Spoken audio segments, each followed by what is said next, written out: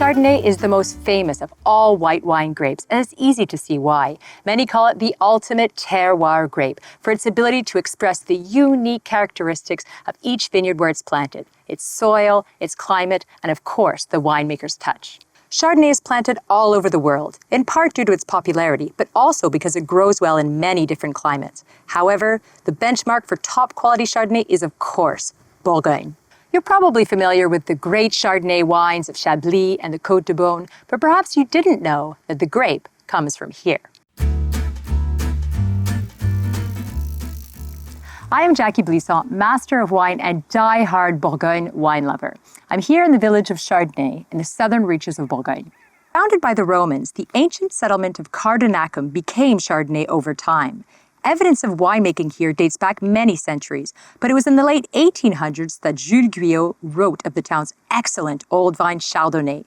Over time, the grape name and that of the town became one and the same. As the birthplace of such a well-known grape, why isn't the village of Chardonnay better known? Well, with just over 200 hectares of vines, the production of Chardonnay is quite small, but high in quality. In fact, since 2005, it is one of 27 villages that can append their name to the Mâcon appellation. What is the Mâcon appellation all about? And why have these 27 villages been singled out? For the next few days, I'm road tripping across the Mâconnais to find out.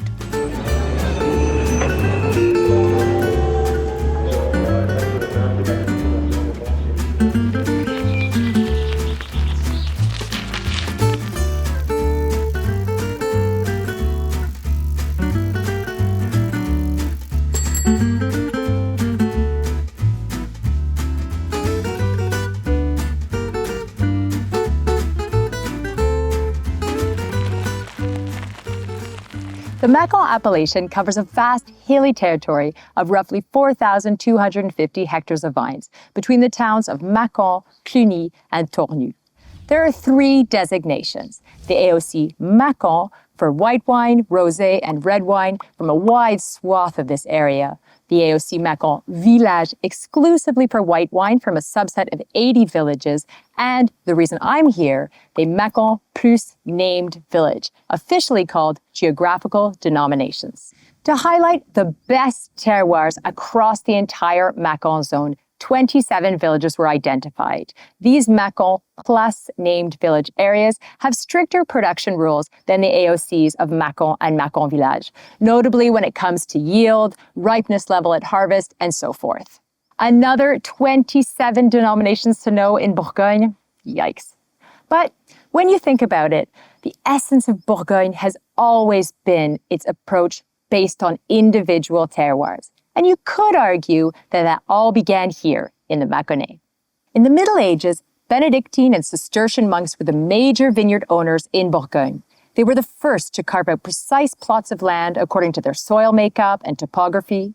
Founded in the year 909, the Benedictine Abbey of Cluny, here in the heart of the Mâconnais, is the oldest of these powerful orders. The chateau of Berzay-le-Châtel, behind me, is the oldest barony in the Mâconnais. It was transformed into a fortress in the 13th century to defend the Cluny Abbey. The vineyards of Berzay are located within the Mâcon-Lamartine denomination. The name Lamartine might sound familiar, as it refers to the 19th century French author, poet, statesman, and local grape grower Alphonse de Lamartine. His literary references to me brought a lot of attention to the town's wines. To the southeast lies the town of Vinzelles. Its name is adapted from the original Roman form vincella, Latin for little vine. Viticulture was so fundamental to the economy of Vinzelles, the vignerons in the 1500s fought for and obtained the official excommunication of caterpillars ravaging their vineyards. Mâcon-Vinzelles makes white wines that are charming and opulent.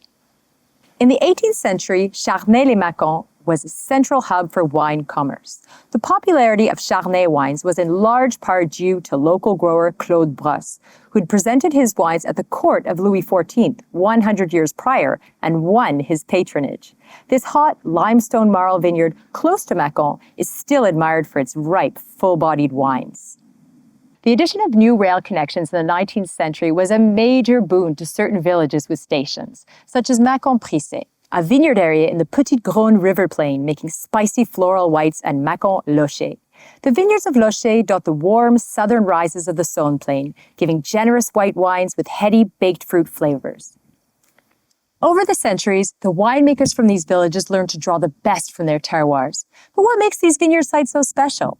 To understand that, we have to go further back in time, to the very formation of the Mâconnais soils and landscape.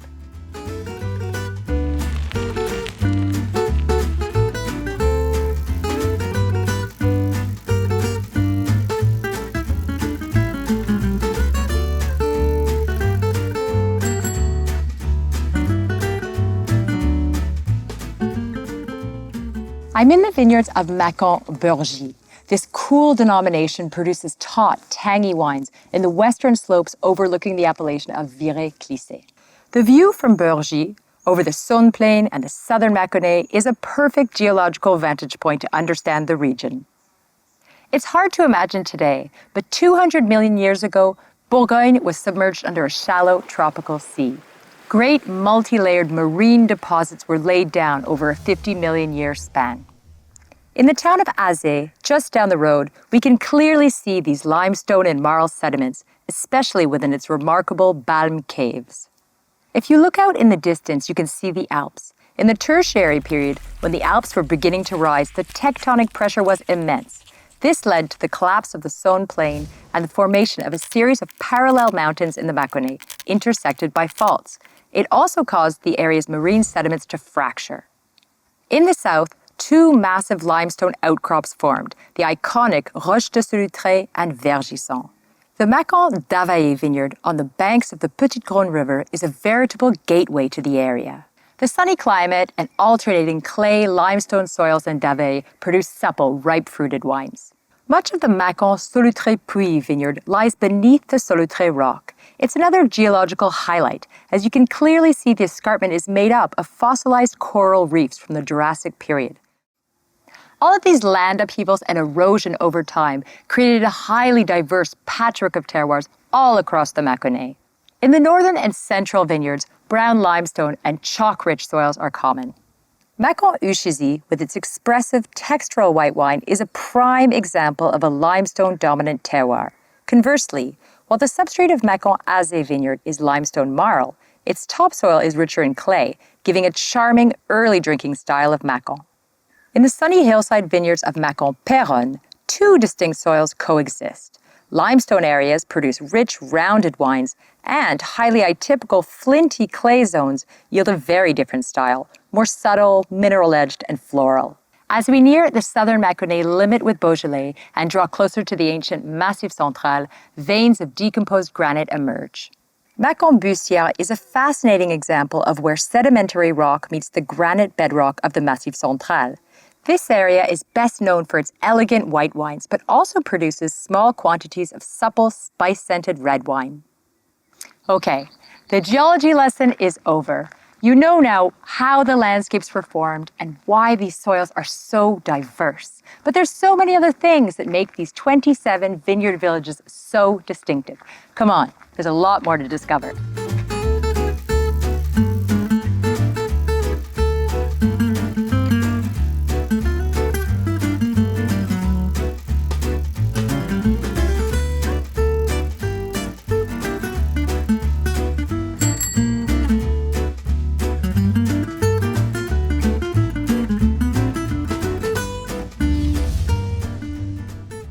The Mâconnais vineyards extend 35 kilometers long by 10 kilometers wide between the Garonne and the Saône river plains.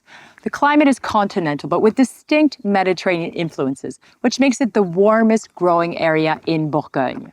The north and central parts of Mâcon's vineyards are generally cooler than the south. The terroir of Mâcon-Cruzille is typical of the middle Mâconnais zone. The vines are planted on gentle slopes at over 300 meters altitude. The vineyards of Mâcon-Bray are perched at higher altitude, with some plantings over 400 meters, and are exposed to cool westerly oceanic winds.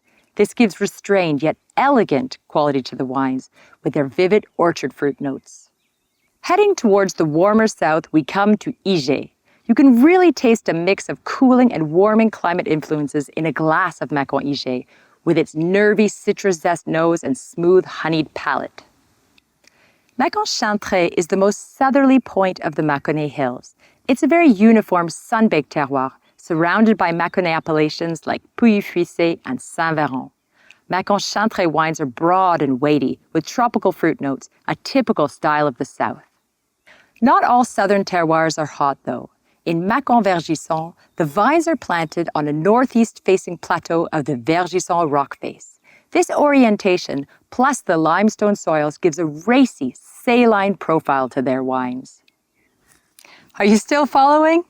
We've talked a lot about all the ways in which these terroirs are unique, but if there's one thing that unites them, it's their grapes.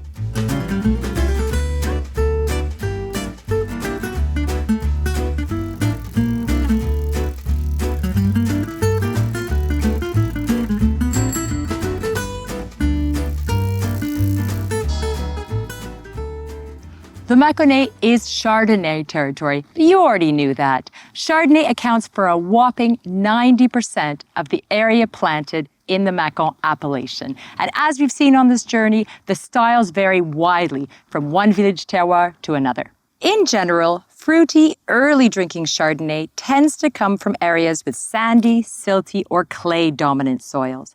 This definitely holds true in Mâcon-Montbellier, with its sandy alluvial topsoils in certain vineyards and pockets of white clay in others. More structured, age-worthy Chardonnay often comes from limestone marl-dominant zones like Mâcon-Fuissé. In the 18th century, its prized white wine vineyards were described as an artery of gold. Mâcon-Montbellier and Mâcon-Fuissé are among the 7 villages that are dedicated entirely to white wine.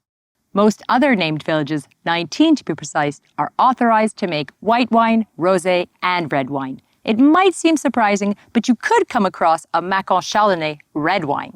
Mâcon-Villages in the northern reaches of the Mâconnais is the transition point where Pinot Noir bows out, leaving Gamay center stage. That isn't to say that Pinot Noir isn't planted further south, but for Mâcon plus named village red wines, Gamay is the only permitted grape. In Villages, the style is fresh and floral. As we move further south, Gamay reds gain in intensity. There's an old saying among Bourgogne vignerons that red grapes need red soils. This is often the case in the Mâconnais. Gamay thrives on iron-rich clay limestone soils and in the veins of decomposed granite further south. Mâcon-Serrières is the only village exclusively dedicated to rosé and red wine making. With its proximity to the first Massif Central escarpments, Serrières vineyards have outcrops of reddish granitic sands on its steep, sunny slopes. The wines are aromatic and structured with velvety tannins. A few kilometers to the north, Mâcon-Pierreclos is also reputed for its serious, age-worthy Gamay. Like neighboring Mâcon-Bussière, Pierreclos lies in a transition zone where granitic sandstone and pink sand soils meet clay marls and pebbly limestone. These 2 villages, along with Serrières, form the golden triangle of the finest Mâcon red wines. It's almost time to wrap up this cross-country Mâconnais tour, but I can't leave without visiting one more important village.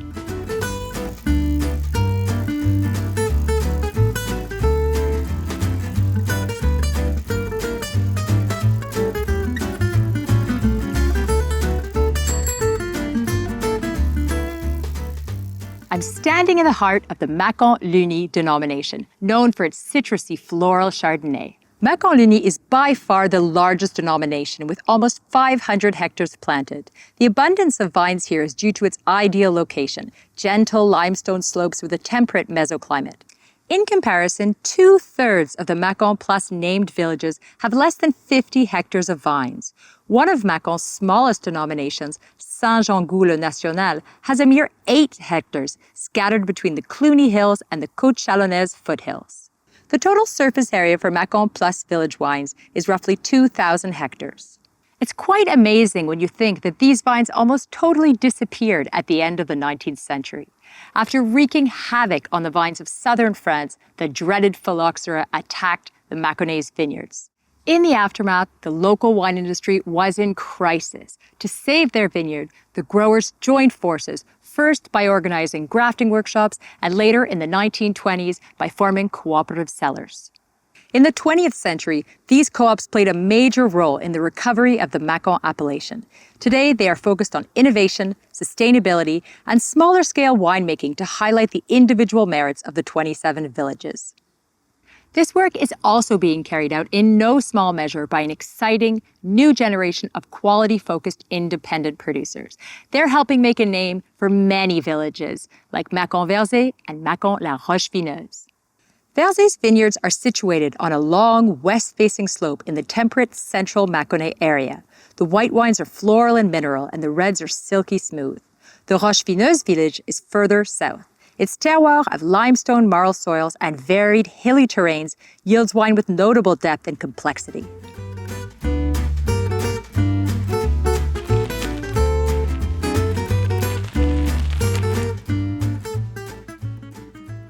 So there you have it.